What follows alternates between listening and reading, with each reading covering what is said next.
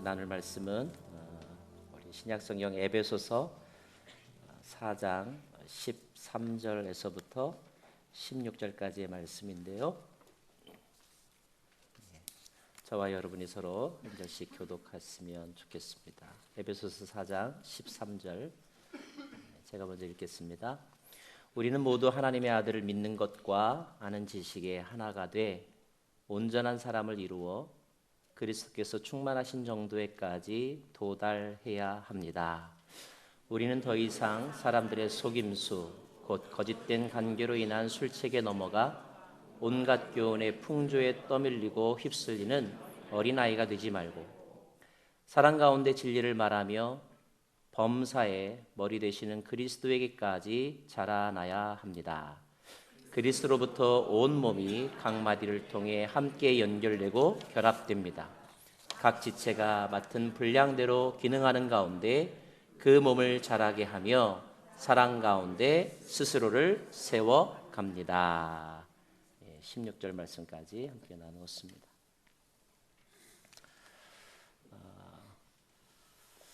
요즘엔 젊은이들에게 꿈에 대해서 물어보는 것이 실례일 정도라고 합니다.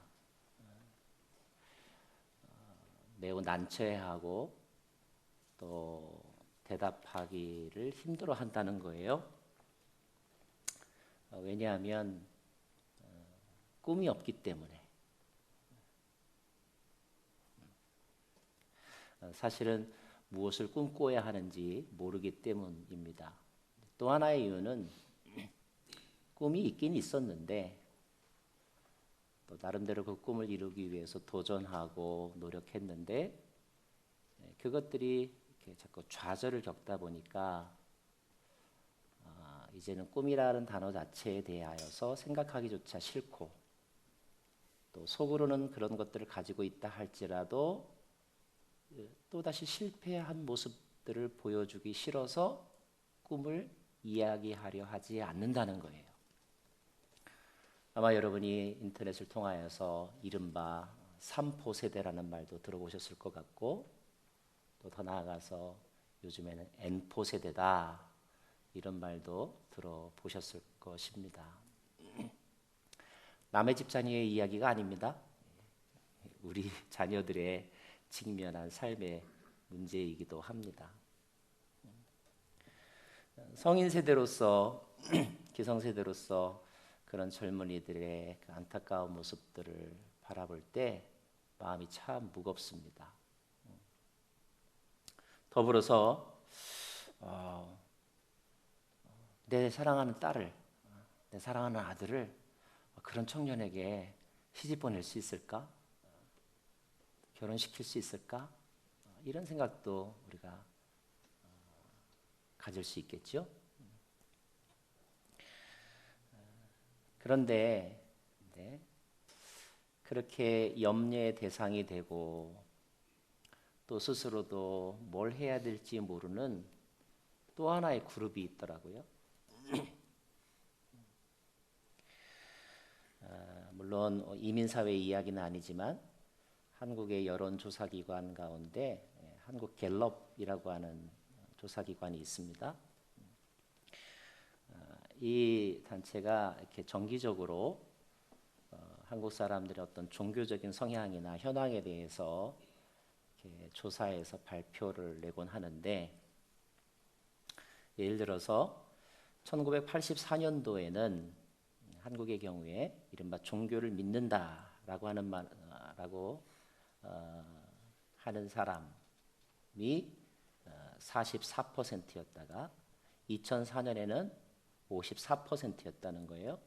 그런데 2014년에 한국 사회에서는 종교를 믿는다, 종교를 가지고 있다라고 대답하는 사람이 50%라는 그런 통계이고 또 그 종교의 분포도를 보면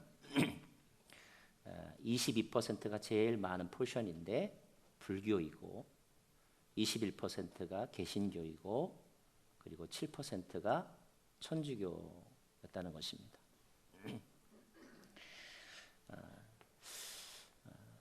그런데 2015년에 한 사회연구소, 어떤 종교 관련 사회연구소에서 조사한 바에 의하면 사회 이른바 지도층이라고 일컫는 사람들의 신뢰도에 대해서 조사한 경우가 있는데, 그래도 제일 많이 신뢰하는 대상이 누구냐면 21.9%로 의료계에 종사하는 분들, 의사를 비롯한 간호사나 이런 분들을 말하겠죠. 시민단체의 지도자들이 21%, 금융기관이 20%, 종교계에 대한 신뢰도가 11.8%라는 거예요.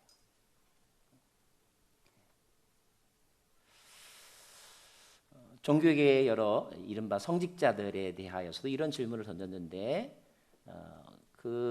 예를 들어서 기독교, 불교, 천주교가 있다고 한다면 어떤 종교의 지도자들을 가장 신뢰하느냐라고 하는 질문에 51.3%, 가장 높은 포션을 차지하는 그룹이 신부,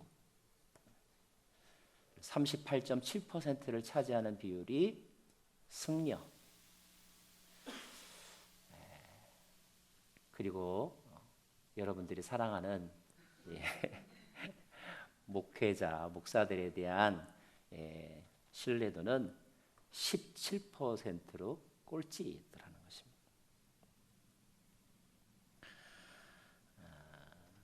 비종교인으로서 가장 호감이 되는 종교가 어떤 종교이냐라고 하는 갤럽의 조사에 대해서도 25%가 불교, 18%가 천주교, 개신교는 10%라는 거예요. 그런 통계를 볼 때 마음이 너무 막 아픈 거 있죠. 그리고 그런 통계가 잘못일 거야 라는 생각을 하다가도 가끔 신문 사회면에 뉴스에 등장하는 어떤 분들의 이야기를 들으면 맞긴 맞나 보다, 이런 생각이 들고, 그래서 제가 한 번은 어떤 모임에서 설교를 하다가 제가 우리 성도님들 앞에 고개 숙여 공식적으로 사과를 드렸습니다. 목회자들이 이런 모습들을 보여드려서 너무 죄송합니다. 오늘도 그런 마음을 가지고 이 자리에 섰습니다. 적지 않은 많은 사람들이 교회를 떠날까 말까 고민하고 있다는 소리가 들리고요, 적지 않은 목사들이 목회를 계속할까 말까 고민한다는 이야기도 들립니다. 그리고 교회들이 어찌할 바를 몰라 하고 있다라고 하는 그런 이야기들도 들립니다. 꿈을 잃어버리고 또 꿈이 없다고 말하는 청년 세대와 크게 다르지 않구나. 딸 가진 부모가 그런 청년에게 자기 딸을 장가 시집 보내기를 꺼려하듯이, 만약에 비종교인이라면 그런 교회에 사람을 보내겠는가?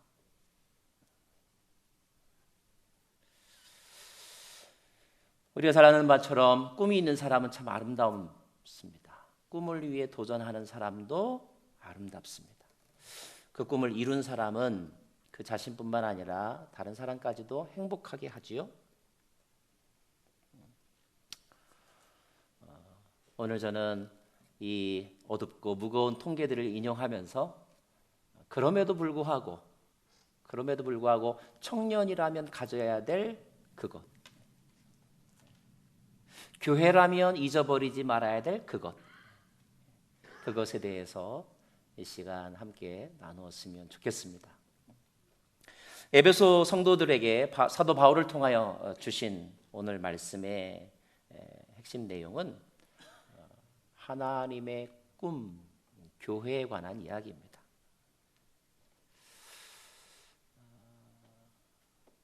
에베소서에는 특별히 교회에 관한 아주 중요한 스테이트먼트가 몇 군데 있습니다. 그 중에 하나가 1, 2, 3 비전이라고 저는 말하는데, 에베소서 1장 23절입니다. 그 내용은 교회는 그리스도의 몸이요 만물 안에서 만물을 충만케 하시는 자의 충만이니라, 이런 말씀이 있어요. 혹시 사람들이 여러분에게 교회가 뭐냐라고 묻는다면 머리를 극적거리면서 알긴 하는데 말로 좀 설명하긴 좀 그렇네 라고 말하지 마시고 그냥 성경대로 답변하시면 돼요. 교회는 그리스도의 몸이요 만물 안에서 만물을 충만케 하시는 자의 충만이니라. 에베소서 1장 23절에 있는 말씀입니다. 3차 전도여행을 마치고 로마 감옥에 갇혀있는 바울. 몸은 부자유하기 때문에 이제 전도도 나갈 수 없고 마음대로 움직일 수는 없었지만, 그러나 그의 영적인 세계는 닫히지 않았고 또 교회를 향한 그의 사랑도 막히지 않았던 것 같아요. 오히려 그 기간은 사도 바울이 지난 10수년 동안 전도하면서 현장에서 경험한, 그리고 자신의 삶에서 특별한 어떤 사건과 기도를 통하여 경험한 하나님의 뜻, 그리고 교회, 복음의 능력들을 정리하는 시간이었던 것 같아요. 그래서 우리가 잘 아는 이는 그리스도시요 살아계신 하나님의 아들이십니다라고 하는 베드로의 고백에 대하여서 예수님께서 내가 음부의 권세가 이기지 못할 교회를 세우리라라고 하는 말씀이 마태복음에 기록되어 있지만, 이것이 교회의 아주 비전 스테이트먼트 시드가 되는 말씀이지만, 그 예수님의 그 교회론이 실제로 어떻게 우리의 현장 가운데서 이루어졌고 그것이 어떻게 체계화되고 그리고 설명할 수 있는 신학화되었는지를 정리한 사람은 사도 바울이라고 할 수가 있는데, 사도 바울은 그의 인생의 이제 노년의 때에 그의 사역을 정리하면서 교회란 바로 이런 것이다, 경험적으로 그리고 묵상 가운데서 발견한 교회에 대한 중요한 명제를 설명해 주고 있는데, 그것이 바로 교회는 그리스도의 몸이라는 것입니다.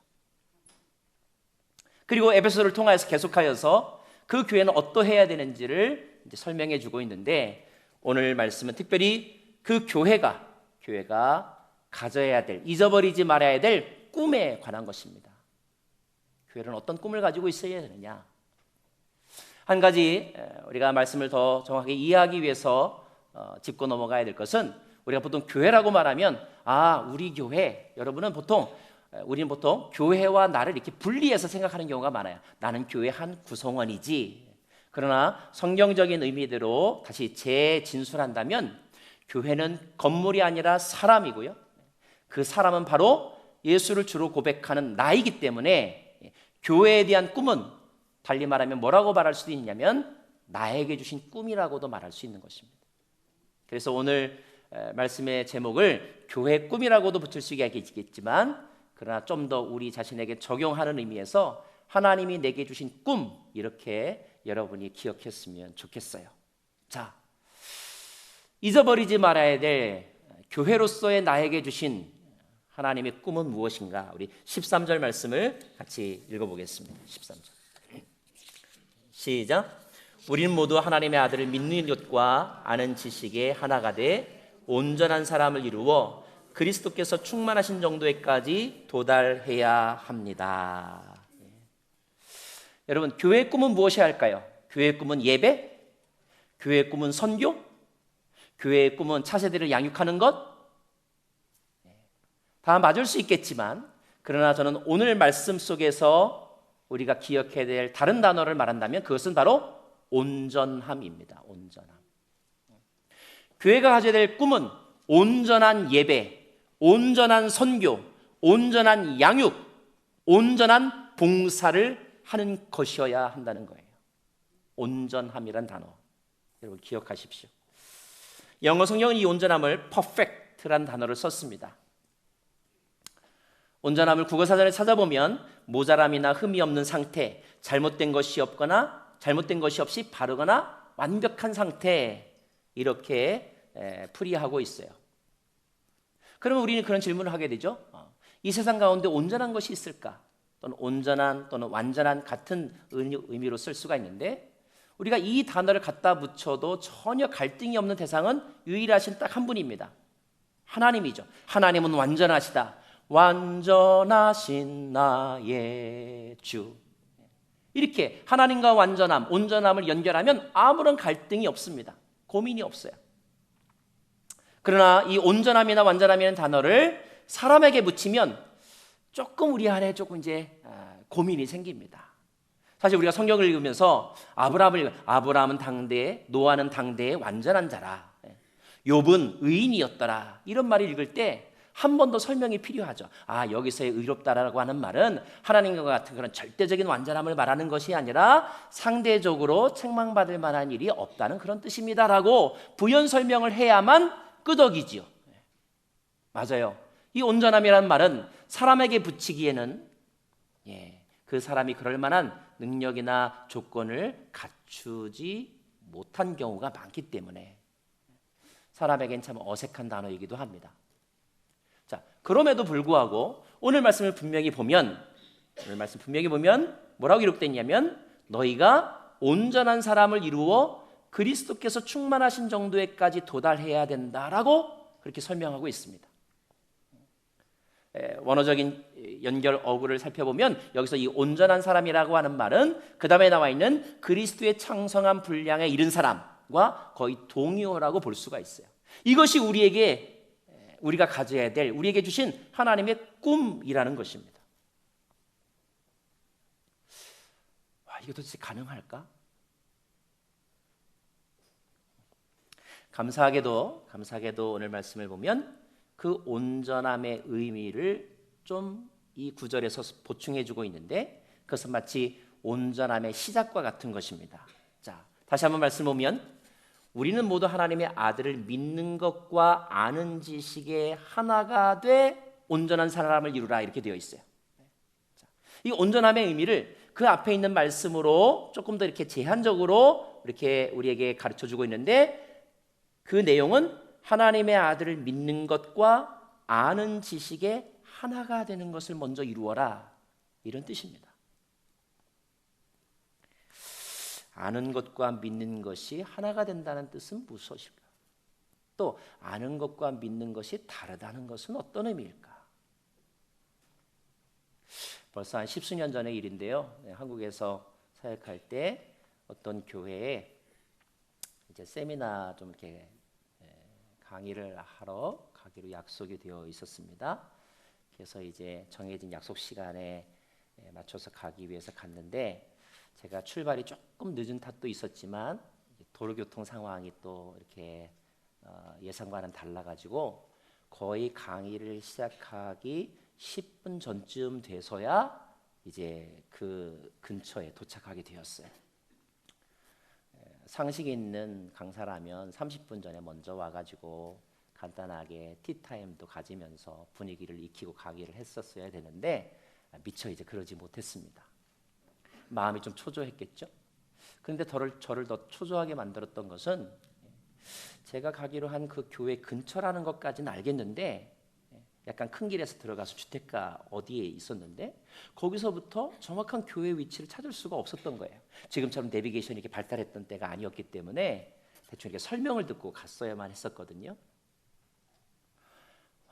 시간은 자꾸 가는데 교회 건물은 보이지가 않고 또 모르면 또 물어보면 되는데 또 운전자는 물어보는 것에 대한 알러르기가 좀 있잖아요. 어떻게든지 하여튼 찾아보려고 하는데 가려고 하는 교회가 보이지 않는 것입니다. 마침 저쪽에서 한 분이 걸어오시는 거예요. 그래서 창문을 내리고 물어봤습니다. 죄송하지만 여기에 그때 홍제 무슨 교회인데 하여튼 무슨 교회가 있습니까? 혹시 아십니까? 라고 물었어요.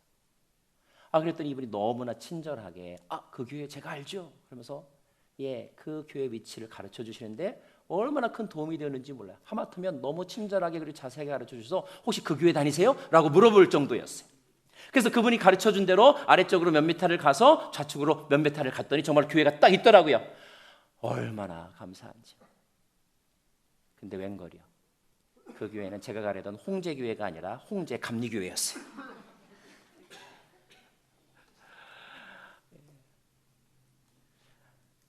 제가 가려고 했던 그 교회와 유사한 교회였지 그 교회가 아니라는 사실을 딱 아는 순간 갑자기 또 엄청난 허탈감이 몰려오면서 약간의 분노도 일어나면서 속으로 드는 생각이 알려면 좀 더 제대로 알지도 못하면서 왜 얘기는 그렇게 친절하게 해주시는 거야? 이런 마음이 들었어요. 한 3주 전쯤인가 LA 온누리 교회에서 말씀을 전할 기회가 있었는데 마침 그 전날 도착을 했는데 교회에서 이렇게 게스트하우스가 있다는 거예요. 그래서 거기서 묵으시고 그 다음 날 일부 예배 오시라. 그래서 이제 그 담당자의 설명을 듣고 제가 직접 차를 운전해서 그 게스트하우스로 갔습니다. 주소를 보내주었어요. 그래서 주소를 차량 내비게이션에 이렇게 찍었습니다. 게스트하우스인데 일반 주택 아파트에 있기 때문에 그 입구 길거리에서 만나서 같이 가야 된다는 거예요. 역시 또 그날도 정해진 시간보다 조금 한 1, 2분 늦게 도착을 했습니다. 그런데 만나기로 한 장소에 그 담당자가 안 나와 계신 거예요. 그 전화를 했죠. 저 여기 와 있는데 어디 계세요? 똑같이 저 여기 나와 있는데 어디 계세요? 주변에 뭐가 보이는데요? 근데 대화가 진행되면 진행될수록 그분이 설명하는 것과 제가 본 것이 장면이 일치하지가 않는 거예요. 뭐가 잘못됐구나. 주소 좀 다시 보내주세요. 다시 주소를 보내달라고 부탁을 했고 주소대로 제가 가만히 입력을 해보니까 제가 번지수 제대로 찍었습니다. 스트리트 네임 제대로 찍었는 것 같았는데 그분이 저에게 보내주신 길의 이름은 라 파이타 파크 로드였어요. 근데 저는 어떻게 입력했냐면 라 파이타 로드를 입력했던 거였어요. 글자가 비슷하다는 이유 하나만으로 저는 풀 스트리트 네임을 읽지 않고 미래 짐작으로 주소를 입력을 했는데 원래 가야 될 곳보다 한 10여 분 멀리 떨어진 다른 곳에 가서 제가 사람을 찾았던 것입니다. 제가 그때 깨달았습니다. 끝까지 들을 걸. 겸손하게 들을 걸. 그런데 여러분, 우린 신앙생활하면서 믿지 않으면서 이야기하고 알지 못하는 것을 믿을 때가 얼마나 많이 있습니다. 예전에 한경지 목사님이 목회자들에게 이렇게 얘기했다고 하시더라고요. 목사님들 예수 잘 믿으시라고.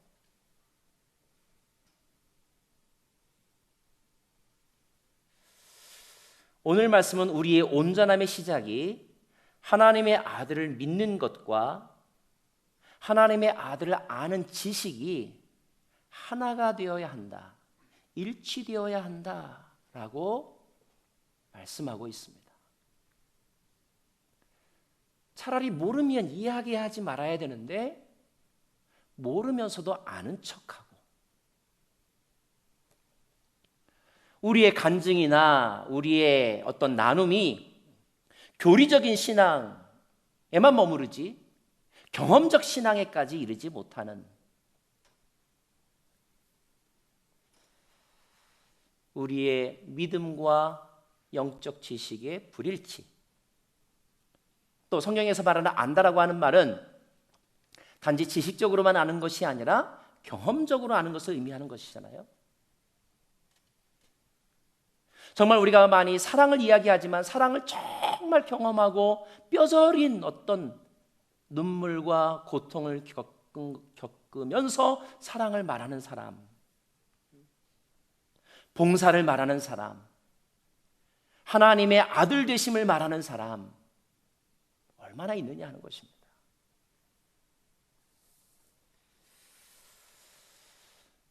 여기에서부터 불일치가 일어나기 때문에 우리는 불완전한 신앙의 길을 걸어가게 되고 그런 삶은 누구에게도 다른 누구에게는 둘째치고 본인 스스로 믿으면 믿을수록 오히려 불안함과 그리고 두려움만 스트레스만 많아지는 것이죠.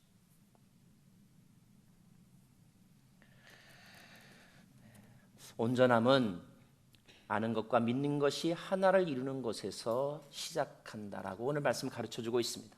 신학과 신앙이 일치하는 것에서 시작한다고 말하고 있습니다. 앞구절의 말씀과 연관하면 목사나 교사나 아니면 전도자나 아니면 순장들의 사명은 우리 모든 성도들로 하여금 하나님의 아들을 믿는 것과 하나님의 아들을 아는 것, 그래서 그 온전함에 이를 수 있도록 준비시키는 것이 우리의 사명이라고 가르쳐주고 있습니다.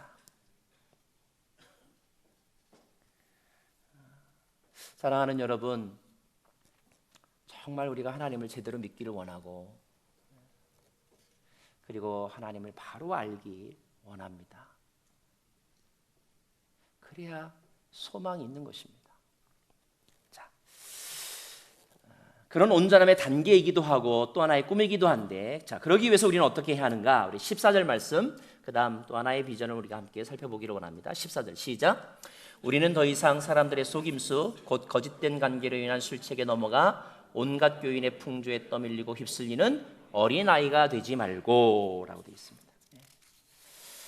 자, 온전함을 이루라. 첫 번째 주제이고요. 두 번째로는 오늘 이 말씀을 저는 이렇게 표현하고 싶어요. 성장하여라. 성장에 대한 꿈을 꾸어라.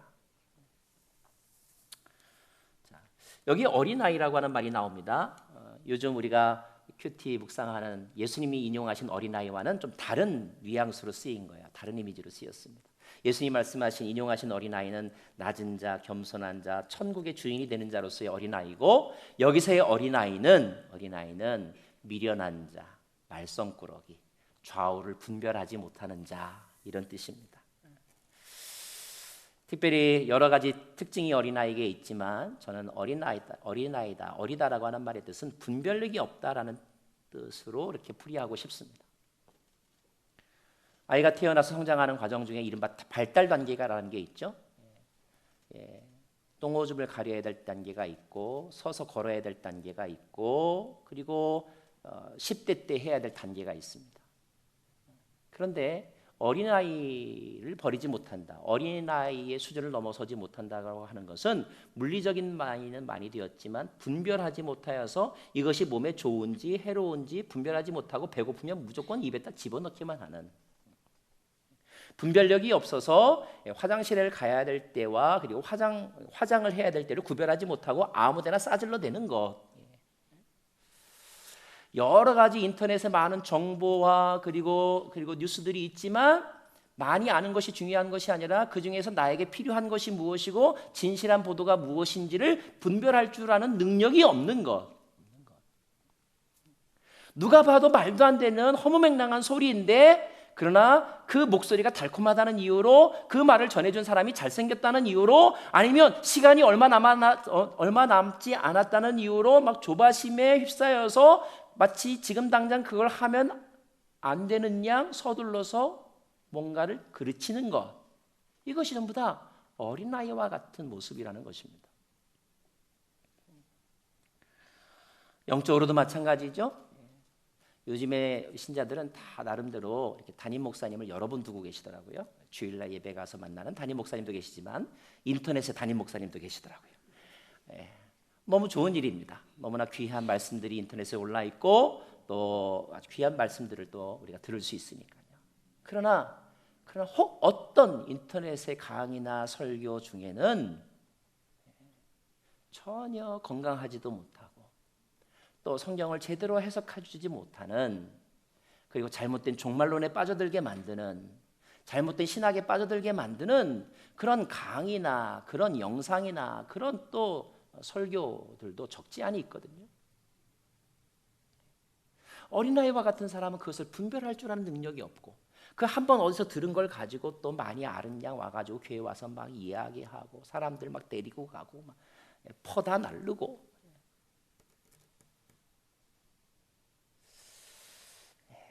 오늘 성경은 우리로 하여금 이제는 제발 그렇게 바람 따라 왔다 갔다 휩쓸리는 어린아이가 되지 말라라고 이야기하고 있는 것입니다. 분별력을 기르려면 어떻게 해야 될까요, 여러분? 묵상의 힘을 길러야 합니다. 분별력을 기르려면 기본을 알아야 합니다. 기본적인 개념, 기본적인 복음의 스테이트먼트를 알아야 우리가 분별할 수 있는 거예요. 복음이 무엇인지, 구원이 무엇인지, 하나님 나라가 무엇인지, 예수님의 다시 오심이 무슨 뜻인지 적확하게 알아야 우리가 잘못된 이단에 빠져들지 않고 잘못된 종말론에 빠져들지 않고 그리고 정상적인 성장 과정을 통하여서 온전케 되어가는 것입니다. 한국에 기독교가 들어온 지 130여 년이 넘었습니다.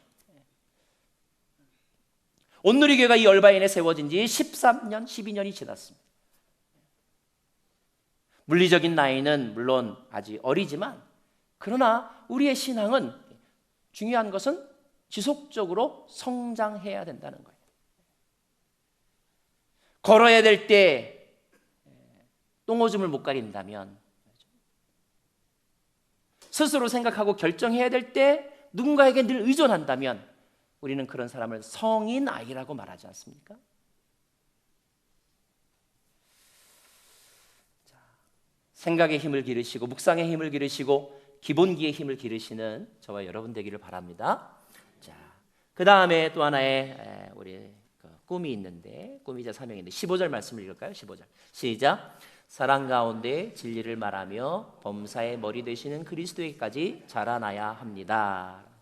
저는 이 말씀을 성숙하라라고 이렇게 좀 이렇게 요약하고 싶습니다. 성숙하라. 미국에 처음 왔을 때 모든 게 너무 신기해가지고 막 내가 본 것을 막 흥분해가지고 막 얘기했어요. 그랬더니 제 앞에 나이 지긋하신 집사님이 그걸 다 들으시면서 아, 목사님 너무 좋으시겠어요. 맞아요, 그래요. 이렇게 맞장구를 쳐주시더니 그 다음에 이 말 한마디 덧붙이시더라고요. 근데요 목사님, 그게 다가 아니에요. 그러더라고요. 그게 다가 아니에요. 아, 제가 깨달았어요. 성숙이란 뭐냐? 아, 그게 다가 아니라고 말할 수 있는 것. 우리가 어떤 사실을 발견하면 감동을 받습니다. 흥분합니다. 그래서 남이 시키지 않아도요, 누가 굳이 그 지상 명령이라고 주지 않아도 내가 좋아가지고 막 여기저기 소문내면서 다닙니다. I found it. 그런데 그것은 지극히 자연스러운 반응이고, 또 어떤 뉴스는, 어떤 복음은 그런 과정들을 통하여 퍼져가지만,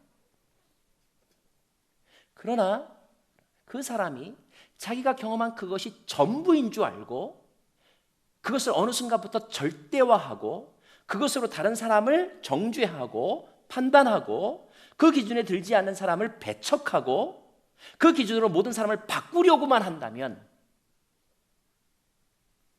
그 사람은 결코 성숙한 사람이라고 말할 수 없습니다. 성숙이란 통합의 능력을 가지고 있는 거예요. 오늘 어디에 그런 단어가 있습니까?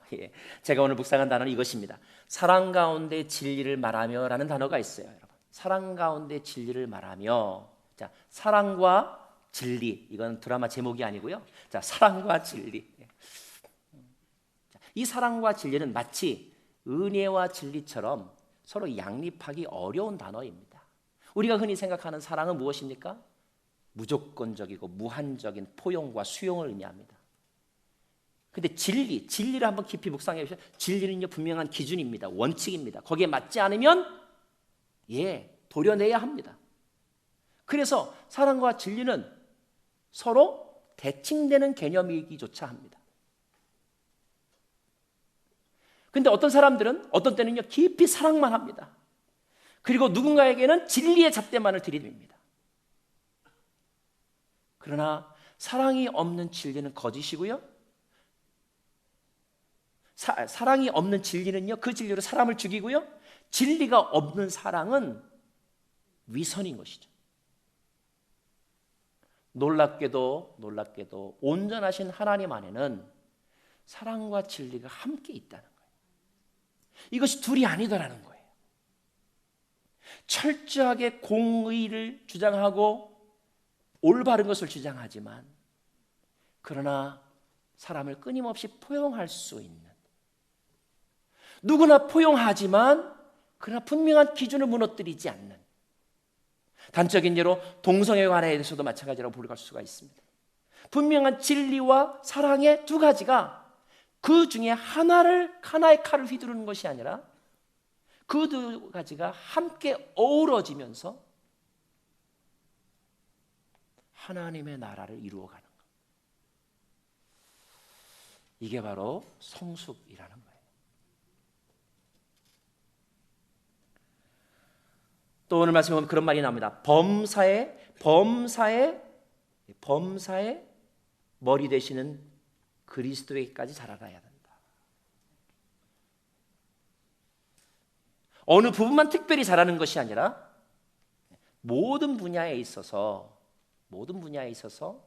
아는 것과 믿는 것의 하나됨을 이루고 하나님의 사랑과 하나님의 진리의 온전함을 이루어가는 것, 이것이 성숙이라는 것입니다.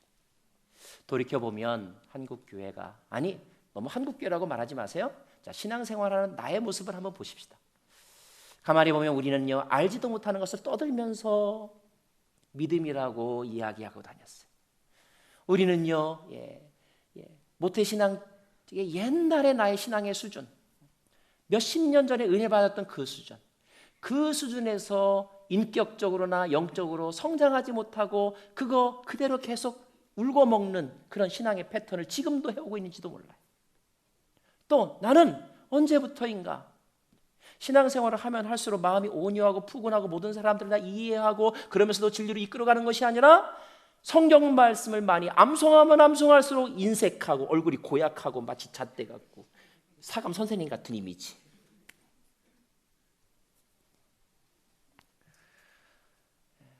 그렇기 때문에 우리는 신앙생활을 하면서 그리스도의 장성한 분량, 그분의 온전함에 가까이 가지 못하고, 가까이 가지 못하는 나 자신에 대해서 자책하고 내가 무엇을 잘못해야 되는가 회개하는 것이 아니라 안 된다고 말하고 불가능하다고 말하고 패배주의에 사로잡히는 그런 삶을 살아가고 있지 않은가.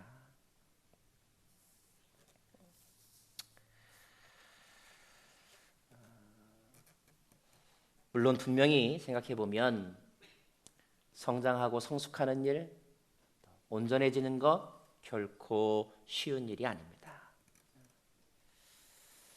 불가능하죠. 근데 그 온전함을 이루는 것이 불가능하다는 것을 누가 아는가? 그 온전함을 위해서 성장하려고 노력하고 그 온전함을 위해서 성숙해 보려고 노력한 사람은 깨닫습니다. 아, 안 되는구나. 안 되는구나. 그래서 이어서 이런 고민이 생기죠. 왜 하나님은 우리에게 불완전한 이런 꿈을 주셨을까? 사실 하나님이 우리에게 주신 비전에는요, 실현 가능한 비전도 있지만 실현 불가능한 비전도 있어요. 두 가지가 다 있습니다. 자, 실현 불가능한 꿈은 왜 주셨을까요, 여러분? 우리를 골탕 먹이려고 주셨을까요? 그러면서도 하나님은요, 그 꿈을 포기하지 말라고 말씀하시거든요. 자, 실현 불가능한, 자, 완전함이라고 하는 이 실현 불가능한 꿈을 우리에게 주시면서 분명히 안 되는데 우리에게는 또 뭐라고 말씀하시냐면 포기하지 말라고 말씀하십니다. 그러면 불완전한 꿈을 위해서 포기하지 않고 막 노력하던 사람이 그것이 안 되는 걸 알다 보면 뭐가 생겨요? 어떤 사람은요, 악발이 생깁니다. 예, 악발이 생겨요. 그런데요, 어떤 사람은 뭘 깨닫는지 아세요? 이 불가능한 꿈을 위해서 그러나 포기하지 말라는 하나님의 말씀에 의지하여 또 자기를 깨부수고 또 노력을 하다 보면 그 지혜로운 사람은 무엇을 깨닫느냐 하면 은혜의 소중함을 깨닫습니다. 아, 그렇구나. 내 힘만으로는 안 되는구나. 도와주셔야 되는구나. 도와주셔야 되는구나. 사랑하는 여러분, 하나님이 우리에게 꿈을 주실 때 하나님은 우리가 그 꿈을 얼마나 잘 이룰 수 있는가 능력을 보기를 원하실까요? 그래서 우리의 그 능력을 보고 아, 맞아, 내가 저 인간들 참 잘 만들었어, 이 기쁨을 하나님은 기대하실까요? 그럴 수 있을지도 모르겠지만, 그러나 하나님이 우리에게 불가능한 꿈을 주시면서 우리에게 원하시는 것은 그 꿈에 대한 우리의 자세, 애티튜드, 그 꿈에 대한 우리의 마음을 보기를 원하시는 것입니다. 하나님은 오히려 그 꿈에 우리가 도전하면서 우리가 그 꿈을 이룰 수 없다는 것을 알기를 원하시고, 그러면서도 동시에 그 꿈을 포기하기를 원치 않으시는데, 그 과정에서 또 하나의 중요한 진리, 은혜의 진리를 알기를 원하시는 거예요. 그래서 하신 말씀이 바로 16절 말씀입니다. 16절 같이 보겠습니다. 16절. 시작. 그리스도로부터 온 몸이 각 마디를 통해 함께 연결되고 결합됩니다. 각 지체가 맡은 분량대로 기능하는 가운데 그 몸을 자라게 하며 사랑 가운데 스스로를 세워갑니다. 여기 비추셔야 될 단어가 있습니다. 그리스도로부터. 자, 함께 하라는 것입니다. 누구와? 그리스도와 함께. 그리스도로부터. 이 모든 일들 하나님의 아들을 믿는 것, 아는 것, 그리고 어린아이의 수준에서 머물러서 성장하는 것, 그리고 통합하고 부분 전체를 볼 수 있는 그런 성숙에 이르는 그 모든 것들을 그리스도로부터 그리스도와 함께 할 때에 이것들이 가능해진다는 거예요. 히브리서 12장 2절 말씀에 보면 믿음의 창시자요 완성자이신 예수를 바라보라 라고 되어 있습니다. 그 예수를 바라보게 될 때 그 예수로부터, 그 예수님과 함께 우리의 믿음이 완성되어지고 우리의 구원이 완성되어지고 우리의 온전함이 완성되어진다는 것입니다. 우리가 그 예수를 바라보면서 성장과 성숙의 꿈을 꾸게 될 때에, 자, 시편 18편 25절 말씀 같이 읽을까요? 시편 18편 25절 시작. 신실한 사람들에게는 주의 신실함을 보이시고 흠없는 사람들에게는 주의 흠없음을 보이시며 라고 되어 있습니다. 우리 개역 성경에는 이것을 완전한 사람들에게는 주의 완전함을 보이신다라고 되어 있어요. 빌립보서 1장 6절 말씀 같이 읽습니다. 시작. 여러분 안에서 선한 일을 시작하신 분이 그리스도 예수의 날까지 그 일을 성취하실 것을 나는 확신합니다. 그렇습니다. 하나님 우리에게 꿈을 주시고 온전함과 성장과 성숙의 꿈을 주시는데 왜 우리가 그 꿈을 이루지 못하는가? 왜 그 꿈을 이루지 못하는가? 가장 베이직한 것을 우리가 놓쳐버렸기 때문이라는 거예요. 그것이 무엇입니까? 그리스도로부터 그리스도와 함께. 너무 익숙해서 잊어버렸을까요? 너무 기본적인 것이기 때문에 잊어버렸을까요? 여러분, 정말 중요한 것은 지상에 드러나 있지 않습니다. 땅에 묻혀있는 기초석이 가장 중요한 것이죠. 그리스도로부터 그리스도와 함께 성장과 성숙, 온전함의 꿈을 꾸면서 그것을 이루어가고자 할 때에 교회는 그리스도의 몸이요 만물 안에서 만물을 충만케 하시는 자의 충만이라고 하는 그 말씀이 이루어진다는 것입니다. 믿으십니까? 자, 올 한 해 여러분에게 주신 하나님의 꿈은 무엇입니까? 혹시 그 꿈을 여러분의 언어로 설명할 준비가 안 돼 있으신 분은 오늘 이 밤에 이 단어를 기억하십시오. 그래, 온전한 사람이 되자. 온전한 예배, 온전한 선교, 온전한 인격, 온전한 가정, 온전한 하나님의 나라를 이루는 꿈. 그 꿈을 꾸면서 성장하자. 내가 지난해보다는 이제는 더 이상 유치한 짓 하지 말자. 휩쓸리는 인생 살아가지 말자. 소문 따라 살지 말자. 묵상할 줄 알고 분별할 줄 알고 기준에 합당한 그런 생각과 행동을 하자. 아, 이제는 좀 더 성숙하자. 내가 하나만 보고 그것을 전부라고 고집 부리거나 아니면은 그것 가지고 다른 사람을 정죄하지 말고 이것이 맞지만 그러나 이것이 다가 아니고 내가 아는 것은 부분적으로만 아는 것이고 내 안에 미움과 사랑이 서로 정반대되는 개념이 아니라 진리와 그리고 은혜가 서로 정반대되는 개념이 아니라 때로는 엄격하지만 때로는 무한적이고 때로는 무조건적이지만 그러면서도 동시에 가장 중요한 것을 잊어버리지 않는, 놓치지 않는, 간직하는 그런 신앙인의 모습을 꿈꾸면서 그리스도시여 당신의 완전하심으로 나를 완전케 하옵소서. 내가 오늘 이 밤도 주님을 바라봅니다. 기도하는 저와 여러분 되시기를 간절히 바랍니다.